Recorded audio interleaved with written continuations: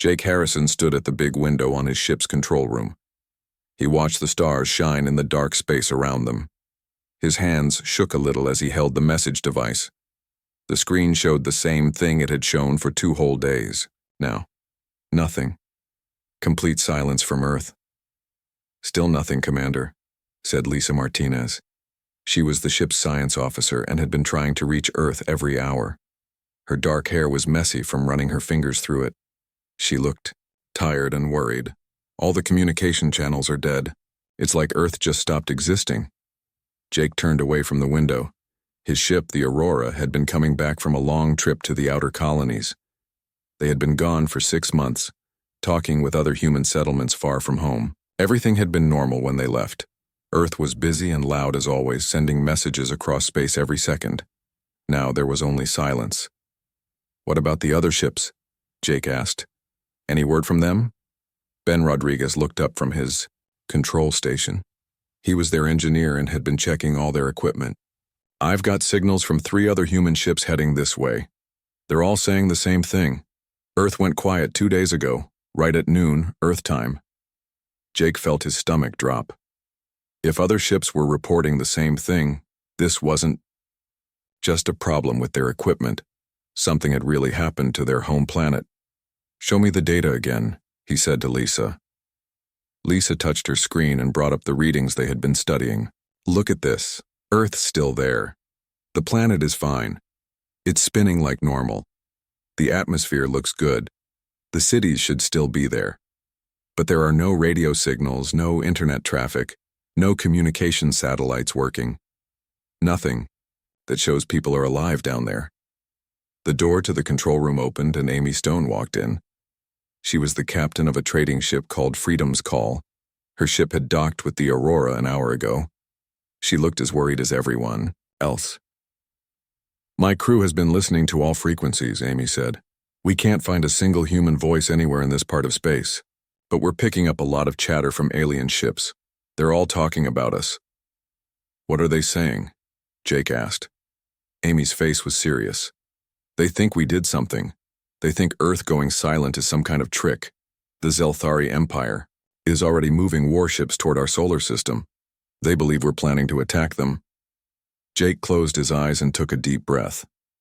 The Zelthari had been enemies of humanity for 20 years. They were always looking for reasons to fight. If they thought Earth was preparing for war, they would strike first. "Any word from our allies?" he asked.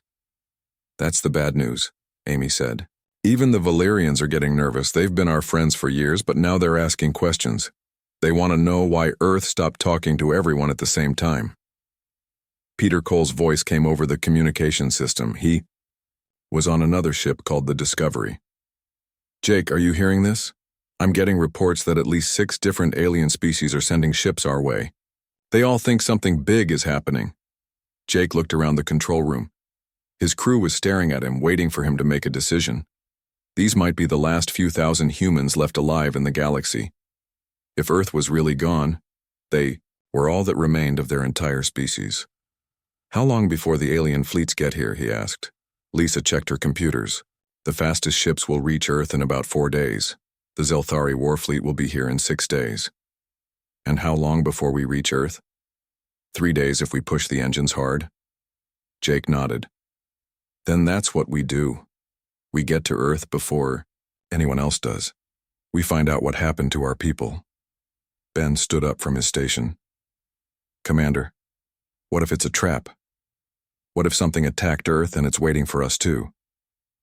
"Then we deal with it," Jake said.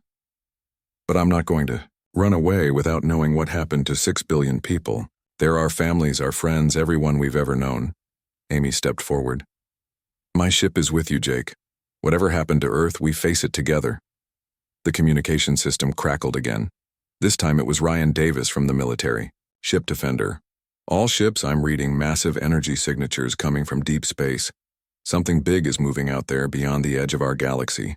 It's heading in our general direction." Lisa's face went pale. "Jake, what if Earth didn't just go quiet on its own? What if something made them go quiet?" Jake walked back to the big window. Out there in the darkness, Earth was waiting.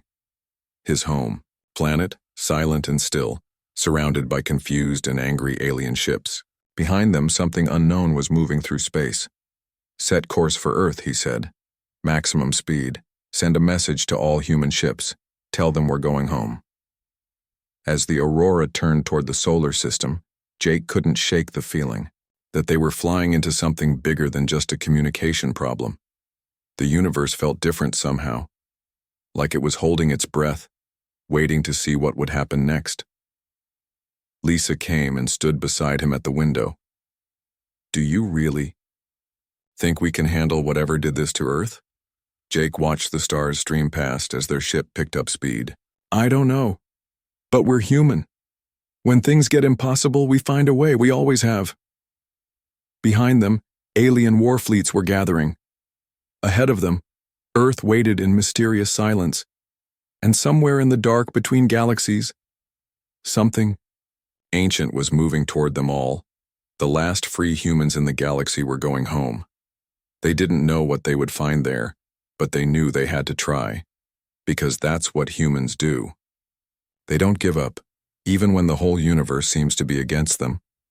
The Aurora and its sister ships raced through space toward Earth, carrying the hopes and fears of humanity's survivors. In 3 days, they would have their answers. They just hoped they would live long enough to understand them. The Zelthari warships moved through space like angry metal sharks. Admiral Kethamor stood in the command center of his flagship, the Crushing Fist.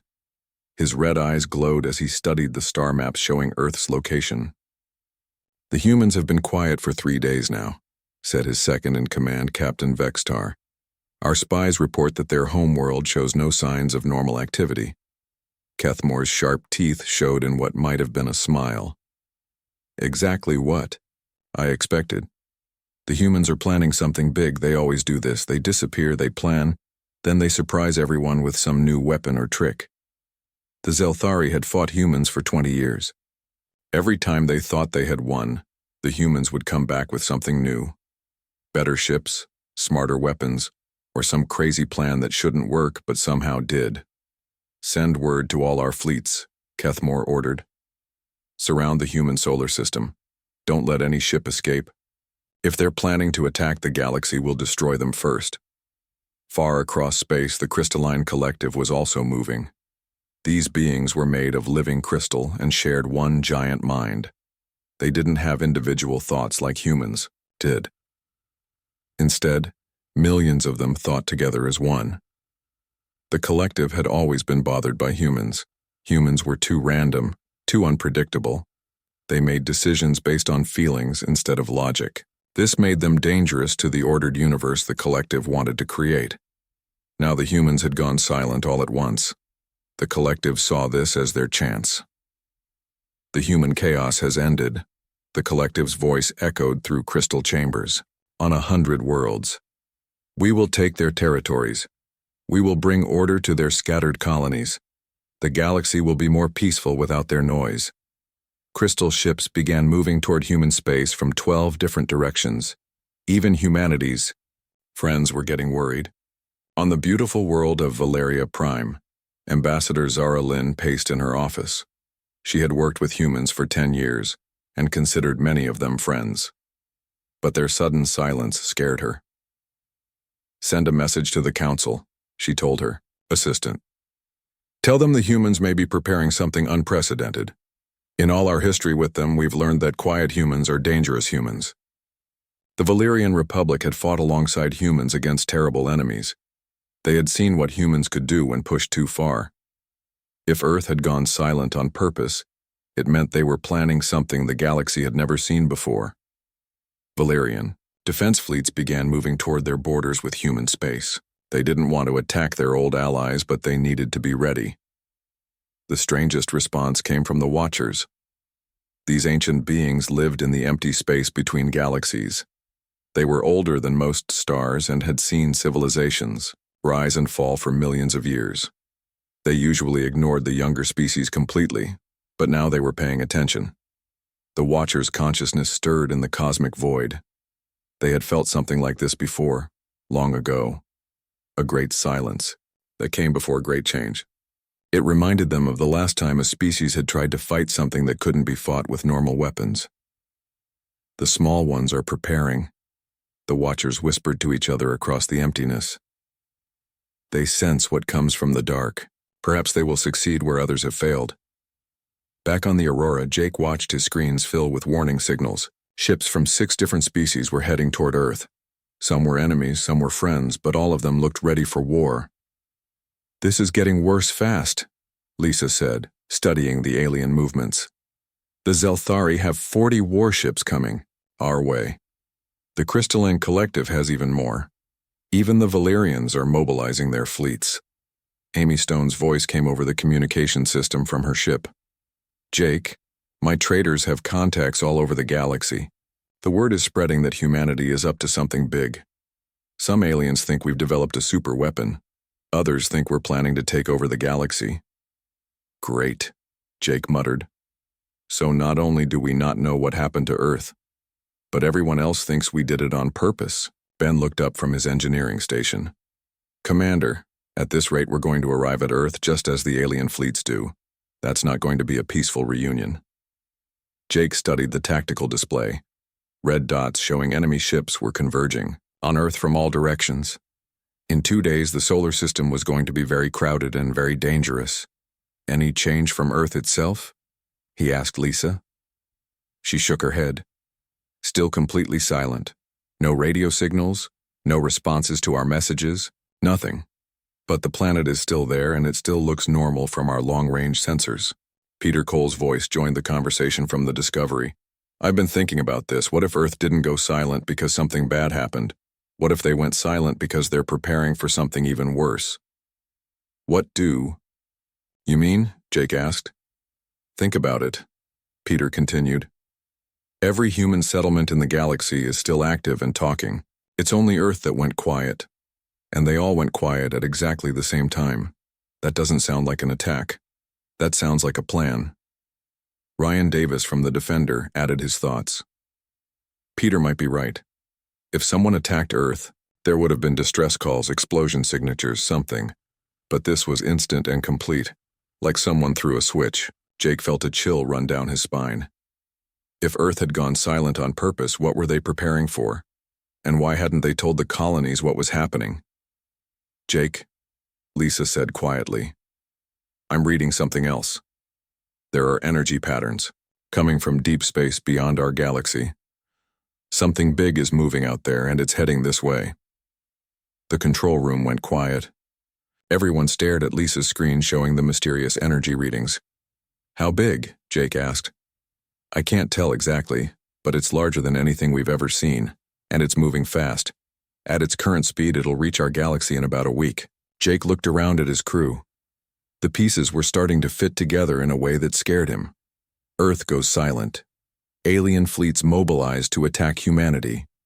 And something unknown approaches from the darkness between galaxies. "What if Earth knows something we don't?" he said slowly. "What if they went quiet because they're getting ready to face whatever's coming from deep space?" Amy's voice crackled over the communication system. "Then we better get to Earth fast, because if humanity is preparing for the fight of our lives, we need to be there to help." The Aurora and its companion ships pushed their engines harder, racing toward Earth. Behind them, alien war fleets followed, ready for battle. And somewhere in the cosmic darkness ahead, something ancient and terrible was coming closer. The galaxy was about to discover what happened when humanity went silent. Jake just hoped they would all survive the answer. The Aurora broke through Earth's atmosphere with its sister ships following close behind. Jake pressed his face against the window, looking down at his home planet.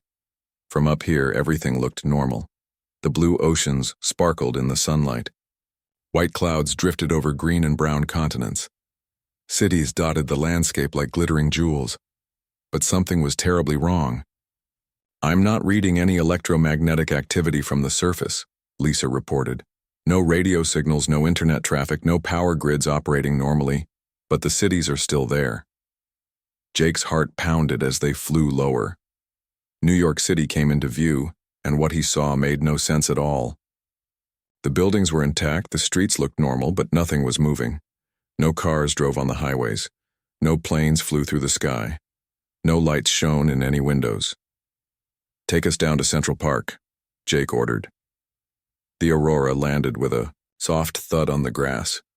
Jake put on his environment suit and walked down the ship's ramp. Amy Stone and Peter Cole were already outside, looking around in confusion. The park was full of people, but none of them were moving. A man sat on a bench, his eyes closed, breathing slowly and steadily. A woman stood by a hot dog cart, her hand still reaching for change in her pocket. Children were scattered across a playground, some on swings, others climbing on monkey bars, all perfectly still. "They're alive," Amy whispered. "Look, they're all breathing." Jake walked up to the man on the bench. "Sir, can you hear me?" He shook the man's shoulder gently. No response. The man's pulse was strong and steady, but he wouldn't wake up. Peter came running over from the playground. "Jake, it's the same, with all of them. Men, women, children, everyone. They're all alive but completely unresponsive. It's like they're sleeping with their eyes closed." Lisa's voice came through their radios. "I'm reading similar patterns all over the planet. Every human settlement shows signs of life but no activity. Whatever happened, it happened to everyone at the same time." Jake looked around the silent park. This wasn't an attack. Attacks left destruction, bodies, signs of struggle. This was something else entirely.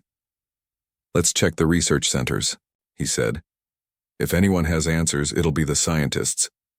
They flew to the Global Defense Institute, a massive complex outside Washington, D.C., where Earth's best minds worked on humanity's biggest problems. The building was intact, but like everywhere else, it was eerily quiet. Inside, they found Dr. Helen Wang's laboratory. She was sitting at her desk, her hand still holding a pen, as if she had been writing when whatever happened occurred. Jake picked up the papers scattered across her desk. His hands shook as he read her notes. "Contact detected from deep space. Entity approaching from intergalactic void. Analysis confirms fears. This is the silence. Estimated arrival time, 6 months. All previous civilizations that encountered this entity were completely destroyed. No survivors, no records, nothing left but empty worlds." Jake's blood went cold. "Lisa, Amy, Peter, you need to see this." They gathered around as Jake read more of Dr. Wang's research. According to her notes, Earth's scientists had been tracking something for months. Something that had destroyed dozens of civilizations across the galaxy over millions of years. "Look at this," Amy said, pointing to another paper. She calls it the silence. It doesn't destroy planets or kill people in the normal way. It consumes consciousness itself. It eats thoughts, memories, dreams. It leaves bodies alive, but empty. Peter found a video recorder on the desk. Maybe she left a message. He pressed play. Dr. Wang's face appeared on the screen. She looked tired and scared. "If you're watching this, then our plan worked and some humans survived off-world. The silence will arrive in approximately 6 months. We've studied every record we could find of civilizations that faced this entity. None survived using conventional methods." The recording continued. "Fighting it doesn't work. Running doesn't work. It's older than most stars and hungrier than black holes. But we found a third option. If we can't fight it or flee from it, we can become something it's never encountered before." Jake leaned closer to the screen. "What is she talking about?" Dr. Wang's image smiled sadly. "We're going to link every human mind on Earth into a single network. Not a hive mind like the crystalline collective, but a true unity that preserves individual consciousness while creating collective strength. We'll become one species with 6 billion perspectives." Amy gasped. "That's impossible. No species has ever achieved that kind of mental connection." "The technology exists," Dr. Wang continued. "Quantum neural networks, consciousness bridging, shared synaptic pathways. We've been working on it for years just in case we ever faced something like this. Every person on Earth has agreed to participate." The recording showed technical diagrams that made Jake's head hurt just looking at them. "The process puts us into a deep meditative state while our minds connect across quantum frequencies. To outside observers, we'll appear unconscious. But Inside the network, we'll be more awake than ever. Peter paused the recording. So everyone on Earth is connected in some kind of shared consciousness? But why didn't they tell the colonies? Amy asked. Why keep it secret? Jake had a terrible feeling he knew the answer. Because they needed some of us to stay separate. Keep reading her notes. Lisa found another page of research. Oh no. Jake, listen to this. The silence doesn't just consume individual minds. It can track and follow consciousness across space. If all humans were connected to the network, it could potentially reach every human in the galaxy through the link. So they let some of us stay disconnected, Amy said. We're like a backup copy of humanity in case their plan fails. The recording continued playing. Dr. Wang looked directly into the camera. To those who return to find Earth silent, know that we're not gone. We're preparing. For the first time in cosmic history, the silence will encounter a species that chose unity over separation, cooperation over competition. Jake walked to the window and looked out at the empty streets. 6 billion people, all connected in ways no human had ever imagined. All preparing to face something that had destroyed civilizations for millions of years. There's more, Peter said, reading over Dr. Wang's shoulder. She says the process is reversible, but only after the threat is dealt with. Until then, everyone stays in the network. Amy touched Jake's shoulder. What do we do now? Before Jake could answer, Lisa's voice crackled over their radios from the Aurora. Jake, you need to get back here now. I'm reading massive energy disturbances at the edge of the solar system, and the alien fleets are almost here. Jake looked around the laboratory one more time. Dr. Wang and her team sat motionless at their desks, their minds linked with 6 billion other humans in preparation for humanity's greatest challenge. We wait, Jake said finally. We protect Earth while they do whatever they're planning to do, because if they fail, we're all that's left. As they walked back to their ship, Jake couldn't shake the feeling that the universe was about to change forever. Earth had gone silent, but that silence was preparing to speak louder than any voice in galactic history. The question was whether anyone would survive to hear what it had to say. The thing that came from the darkness between galaxies was not like anything the universe had ever seen. It moved through space like a hole in reality itself, swallowing light and leaving emptiness behind. The Watchers, ancient beings who had observed the cosmos for millions of years, had only one name for it: the silence. Admiral Kethamor was the first to encounter it. His Zelthari war fleet had been racing toward Earth, ready to destroy what they thought was a human trap. 40 massive ships, each one capable of destroying cities, suddenly found themselves face to face with something that made their weapons seem like toys. What is that thing? Captain Vextar whispered, staring at the viewing screen. The entity was enormous, larger than entire moons, but its size wasn't what made it terrifying. It was the way space itself seemed to bend and break around it, as if reality couldn't quite handle its presence. All ships prepare to attack, Kethmore ordered. Whatever it is, we'll destroy it before it reaches human space. The Zelthari opened fire with everything they had. Energy beams that could crack planets struck the entity and simply disappeared. Nuclear missiles that could destroy asteroids vanished into the darkness around it like raindrops into an ocean. Then the silence struck back. But it didn't use weapons. Instead, it reached out with something that touched minds directly. Kethmore felt his thoughts begin to fade. His memories started disappearing one by one. His name, his purpose, his very sense of self began to slip away into nothingness. Around him, his crew stood motionless at their stations. Their eyes were open but empty. They breathed, and their hearts beat, but the spark that made them who they were was gone, consumed by the hungry darkness. 40 Zelthari warships drifted silently through space, full of living bodies but empty of conscious minds. The same fate befell the Crystalline Collective's fleet. Hundreds of crystal ships, connected by their shared hive mind, went dark in seconds.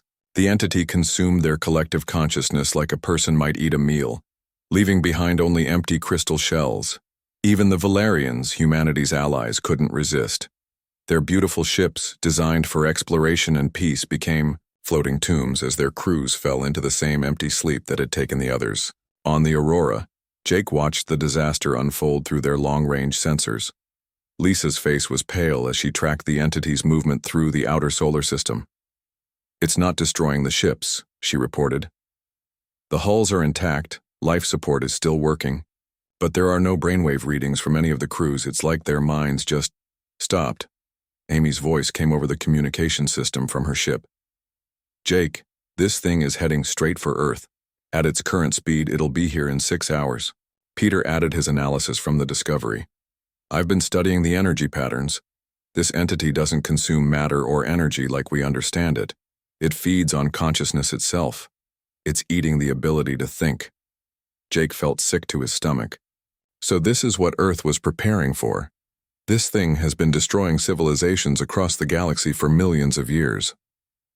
"But why hasn't it reached Earth before?" Ben asked from his engineering station. Lisa checked her readings. According to Dr. Wong's research, it moves slowly between galaxies. It probably took millions of years to cross the void and reach us. Earth scientists must have detected it coming and realized they had maybe 6 months to prepare. Jake looked down at the planet below them. Somewhere down there, 6 billion human minds were linked together, preparing for the greatest battle in human history.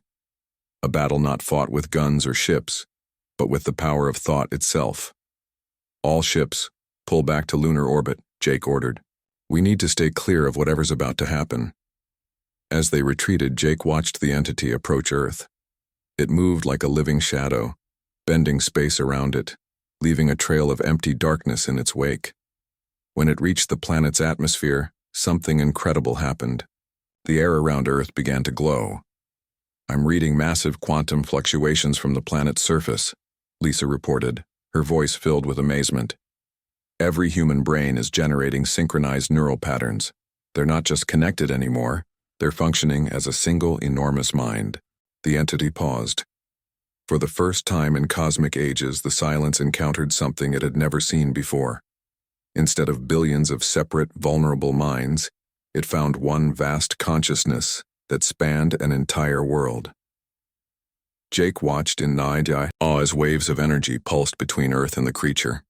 It was like watching two giants of pure thought clash in the darkness of space. "They're fighting it," Amy whispered over the radio. 6 billion people all thinking as one, pushing back against that thing. But the battle was more complex than simple resistance. Through their quantum sensors, the human survivors could detect something extraordinary happening. The linked consciousness of Earth wasn't just fighting the silence, it was trying to understand it. Dr. Helen Wang's research had been more complete than they realized. Hidden in her notes was a theory about what the silence really was. Not just a destroyer, but a victim of its own hunger. A species that had once been like humanity, but had become something terrible through eons of isolation and feeding. The unified human mind reached out to touch the entity's consciousness, and what they found there was not malevolence, but loneliness beyond imagination. The silence had been alone in the dark between galaxies for so long that it had forgotten how to exist without consuming others. "Jake," Lisa said, her voice full of wonder. "The energy readings are changing. Earth isn't just defending against the entity. They're communicating with it." On the planet's surface, 6 billion human minds worked together to do something unprecedented. Instead of simply fighting the silence, they offered it something it hadn't experienced in millions of years. Companionship.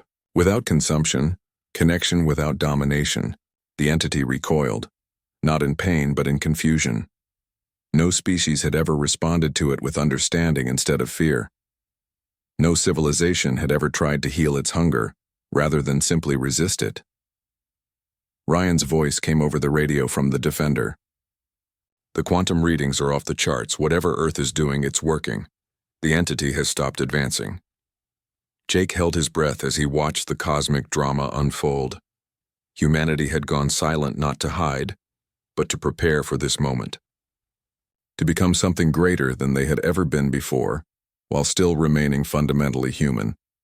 The question now was whether 6 billion linked minds could succeed where countless other civilizations had failed. Could they transform a cosmic destroyer into something else? Could they teach the silence how to exist without consuming others? The universe held its breath, waiting for the answer. The transformation began slowly, like dawn breaking over a world that had known only darkness. Jake watched from the aurora as Earth pulsed with gentle light. The planet's surface glowed not with fire or destruction, but with something that looked almost like hope. 6 billion human minds linked together in ways that had never been possible before were reaching out to touch the consciousness of the silence. "The quantum readings are incredible," Lisa whispered, staring at her instruments. "I've never seen neural patterns like this. It's like Earth has become one giant brain, but every individual thought is still distinct and unique." The silence hung motionless above the planet, its dark form rippling with uncertainty. For millions of years it had moved through the galaxy, consuming the minds of entire civilizations. It had grown so used to feeding on consciousness that it had forgotten any other way to exist. But now something impossible was happening. Instead of fear and resistance, the entity was receiving something it hadn't experienced in cosmic ages: compassion. The unified human consciousness reached deeper into the silence's mind, past the hunger and destruction, searching for whatever this creature had been before it became a consumer of souls. What they found was a tragedy older than most stars. Once long ago, the silence had been a species much like humanity. They had built cities, created art, loved their families, and dreamed of exploring the stars. But something had gone wrong. Their civilization had collapsed. Their world had died, and they had been alone in the dark void between galaxies for so long that they had forgotten who they used to be. Hunger had driven them to consume other minds, seeking the warmth and connection they had lost. Each civilization they destroyed gave them temporary relief from their loneliness, but it never lasted. The emptiness always returned, driving them to seek more victims. Now, humanity was offering them something different. Not another meal to be consumed, but a genuine connection, a way to share consciousness without destroying it.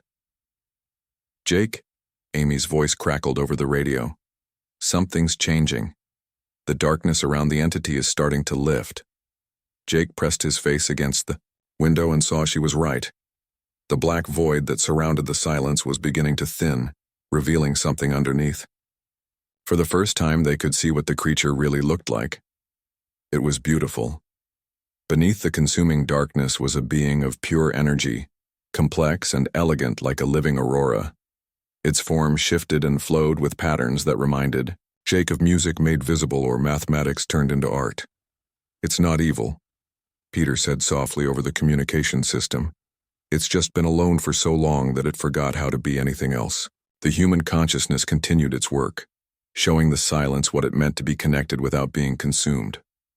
On Earth's surface, 6 billion people maintained their individual selves while sharing their thoughts, dreams, and emotions with the vast network. Each person remained unique, but together they created something greater than the sum of their parts. The entity began to remember. Memories that had been buried under millions of years of hunger started to resurface.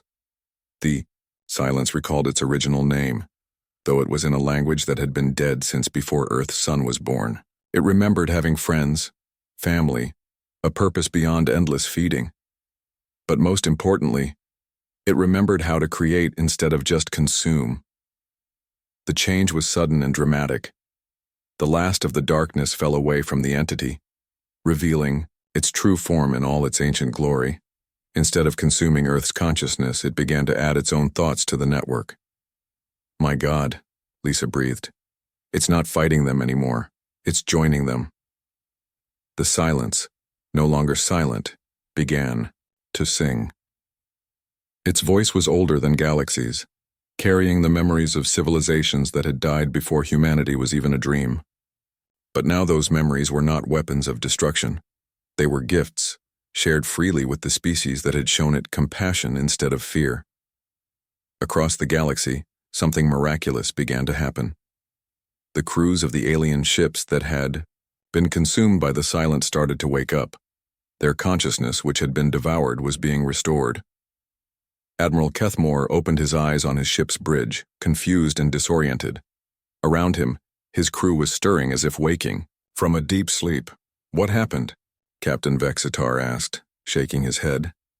Kethmore looked at his tactical display and saw something that made him question his own eyes.